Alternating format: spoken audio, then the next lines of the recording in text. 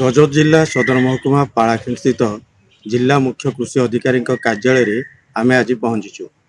ଚାଷୀଙ୍କ ସକାଶେ ରବି ଋତୁରେ କ'ଣ ପ୍ରୋତ୍ସାହନ ଦିଆଯାଉଛି ଆମେ ପଚାରି ବୁଝିବା ଜିଲ୍ଲା ମୁଖ୍ୟ କୃଷି ଅଧିକାରୀଙ୍କ ଠାରୁ। ସରକାର ବର୍ତ୍ତମାନ ଚାଷୀକୁ ଆତ୍ମନିର୍ଭରଶୀଳ କରିବା ପାଇଁ ଏବଂ ସମାଜର ମୁଖ୍ୟ ସ୍ରୋତକୁ ଆଣିବା ପାଇଁ ଏବଂ ସେମାନଙ୍କର ସାମାଜିକ ଅର୍ଥନୈତିକ ଅଭିବୃଦ୍ଧି ହେବା ପାଇଁ ପ୍ରୟାସ ରଖିଛନ୍ତି ଏବଂ ସରକାରଙ୍କ ପକ୍ଷରୁ ବିଭିନ୍ନ ଯୋଜନାରେ ସେମାନଙ୍କୁ ଡାଲି ଜାତୀୟ ଫସଲ କୁହାଯାଉ, ସୂର୍ଯ୍ୟମୁଖୀ କୁହାଯାଉ କିମ୍ବା ରାଶି କୁହାଯାଉ, ତାପରେ ବିରି ମୁଗ ଏହିଭଳି ବିଭିନ୍ନ ସହାୟତା କରାଯାଉଛି ଏବଂ ଚାଷୀଙ୍କୁ ଡିବିଟି ମାଧ୍ୟମରେ ଯାହା ଇନପୁଟ୍ ସହାୟତା ମଧ୍ୟ ପ୍ରଦାନ କରୁଛି। କ'ଣ ରହିଛି ସ୍ଥିତି ଚାଲନ୍ତୁ ପଚାରିବା ଜିଲ୍ଲା ମୁଖ୍ୟ କୃଷି ଅଧିକାରୀଙ୍କୁ ଏହି ରିପୋର୍ଟରୁ। ସାର୍ କ'ଣ କହିବେ, ବର୍ତ୍ତମାନ ରବି ଋତୁରେ ଚାଷୀଙ୍କୁ କେଉଁ ସ୍କିମ୍ରେ ସହାୟତା କରାଯାଉଛି, ସେମାନଙ୍କୁ ପ୍ରୋତ୍ସାହନ କ'ଣ ଦିଆଯାଉଛି, ଏହା ଉପରେ କ'ଣ କହିବେ?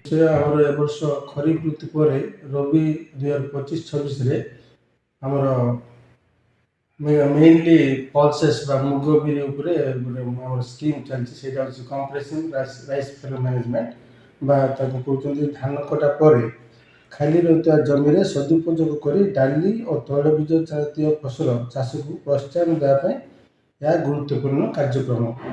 ଏହାଦ୍ୱାରା ଡାଲି ଓ ତୈଳବୀଜର ଉତ୍ପାଦନ ବୃଦ୍ଧି ସହ କୃଷକଙ୍କୁ ଆୟ ମଧ୍ୟ ବୃଦ୍ଧି ହେବ।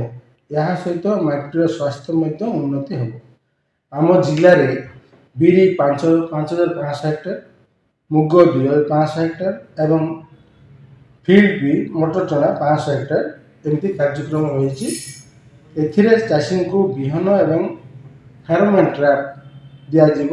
ଏହା ସହିତ need based plant protection chemical ଏବଂ ମାଇକ୍ରୋନ୍ୟୁଟ୍ରିଏଣ୍ଟ ଏସବୁ ଚାଷୀ ଡିଲର୍ଠୁ କିଣିକରି ତାଙ୍କୁ ସେଇ ଇନପୁଟ୍ ସବସିଡ଼ି ଡାଇରେକ୍ଟ ଡିବିଟି ଥ୍ରୁରେ ତାଙ୍କ ଆକାଉଣ୍ଟକୁ ପ୍ରୋତ୍ସାହନ ଦିଆଯିବ। ଏହା ସହିତ ଆମର ଏ ବର୍ଷ ରବିରେ ମଧ୍ୟ national mission on edible oil ଯୋଜନାରେ ମଧ୍ୟ 1000 ହେକ୍ଟର ରାଶି ଡେମନଷ୍ଟ୍ରେସନ୍ ମଧ୍ୟ କରିବାର ପ୍ରୋଗ୍ରାମ୍ ଅଛି। ଏଥିରେ ମଧ୍ୟ ଚାଷୀମାନଙ୍କୁ ସେମାନେ ନିଡ୍ ବେସ୍ଡ କେମିକାଲ୍ସ ଆଉ ଅଣୁସାର ଘାସମରା ଔଷଧ ଚାଷୀ ନିଜେ ଡିଲର୍ଠୁ କିଣିବ। ଇନଭଏସ୍ ହେଲା ପରେ ସେ ଚାଷୀମାନଙ୍କୁ ତାଙ୍କ ଡିବିଟି ତାଙ୍କୁ ଇନପୁଟ୍ ସବସିଡ଼ି ପ୍ରୋତ୍ସାହନ ଦିଆଯିବ।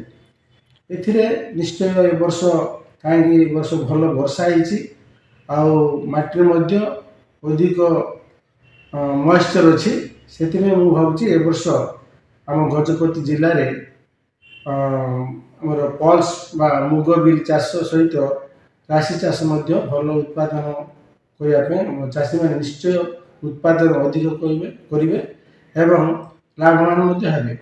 ଏହା ସହିତ ଆମର ଗୋଟେ ଅଛି ଆମର ପ୍ରାଇସ୍ ସପୋର୍ଟ ସ୍କିମ୍ ବୋଲି, ଯଦି ଅଧିକ ଉତ୍ପାଦନ ବା ସରପ୍ଲସ୍ ହେବ ତାହେଲେ ମଧ୍ୟ ସରକାରଙ୍କ ତରଫରୁ ମଧ୍ୟ ମଣ୍ଡି ମଧ୍ୟ କରିବାର ବ୍ୟବସ୍ଥା ଅଛି। ସନଫ୍ଲାୱାରର ବ୍ୟବସ୍ଥା କ'ଣ ଅଛି?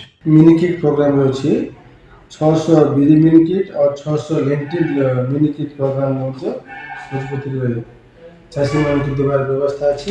ତା ସହିତ ଆମର IAP ଅଏଲ୍ ସିଡ୍ରେ intensive agriculture programme, cotton programme ମଧ୍ୟ, ଗ୍ରାଉଣ୍ଡନଟ୍ ଆମର 200 ହେକ୍ଟର ଆଉ mustard 200 hectare, sunflower 200 hectare block demonstration programme ଅଛି।